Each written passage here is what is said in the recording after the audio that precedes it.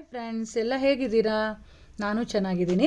ಇವತ್ತಿನ routine fresh ಆಗಿರೋ filter coffee ಕುಡಿಯೋದ್ರಿಂದ ಸ್ಟಾರ್ಟ್ ಆಯಿತು. ಬಿಸಿ ಹಾಲು, ಫ್ರೆಶ್ ಡಿಕಾಕ್ಷನ್ನು, ನೊರೆ ಬರಿತ ಕಾಫಿ ಸಖತ್ತಾಗಿರುತ್ತೆ. ಕುಡಿತಾ ಇದ್ದರೆ ಮೈಂಡ್ ಕೂಡ ಆ್ಯಕ್ಟಿವ್ ಆಗಿರುತ್ತೆ. ಇವತ್ತು ನಾನು ಲಂಚ್ ಬಾಕ್ಸ್ಗೆ ವೆಜಿಟೇಬಲ್ ಫ್ರೈಡ್ ರೈಸ್ ಮಾಡೋಣ ಅಂತ ಪ್ಲ್ಯಾನ್ ಮಾಡಿ ಮಾಡ್ತಾಯಿದ್ದೀನಿ. ಒಂದು ಗಟ್ಟಿ ತಳ ಬಾಣಲೆ ಇಟ್ಬಿಟ್ಟು 1 ಟೀ ಸ್ಪೂನ್ ಆಯಿಲ್ ಹಾಕಿ 1 ಟೀ ಸ್ಪೂನ್ ಜೀರಿಗೆ ಹಾಕಿ ಮಲ್ಟಿ ವೆಜಿಟೇಬಲ್ಸ್ನ ಯೂಸ್ ಮಾಡ್ತಾಯಿದ್ದೀನಿ.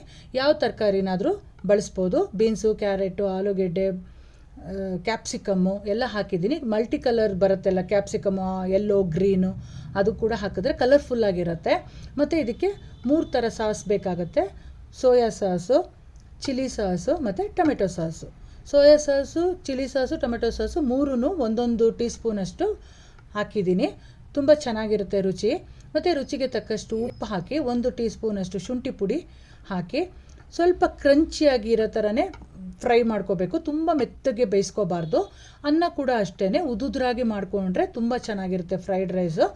ಇವಾಗ ತರಕಾರಿ ಜೊತೆಗೆ ಉದುದ್ರಾಗಿರೋ ಅನ್ನನ ಚೆನ್ನಾಗಿ ಮಿಕ್ಸ್ ಮಾಡಿ ಸಣ್ಣದಾಗಿ ಹೆಚ್ಚಿ ಕೊತ್ತಂಬರಿ ಸೊಪ್ಪು ಹಾಕಿ ಒಂದು 10 ನಿಮಿಷ ಮುಚ್ಚಿಟ್ಬಿಟ್ರೆ ಸೂಪರಾದ ಫ್ರೈಡ್ ರೈಸು ರೆಡಿ ಆಗುತ್ತೆ.